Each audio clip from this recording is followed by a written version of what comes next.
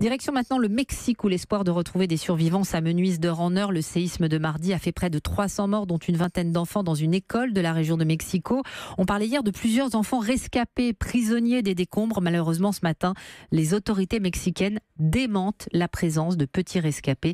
Théo Manval, vous êtes au Mexique pour Europe 1. Difficile de savoir d'où est vraiment partie cette histoire, mais dès les derniers sauvetages bien réels, ceux-là dans les ruines de l'école hier matin, plusieurs secouristes et volontaires évoquent un autre petit groupe d'enfants localisés dans les gravats. Le décor est prêt, des centaines de personnes s'activent déjà sur la zone avec ces appels au silence, car certains sauveteurs disent avoir entendu les voix des enfants. On fait alors venir des institutrices pour leur parler, on monte un hôpital de campagne. La course contre la montre est désormais relayée par les médias du monde entier, tenus en haleine par ce dispositif impressionnant. Ce n'est que dans la soirée que le sous-secrétaire mexicain à la marine finit par couper court. Tous les enfants de l'école sont soit malheureusement morts, soit à l'hôpital, soit sains et saufs chez eux.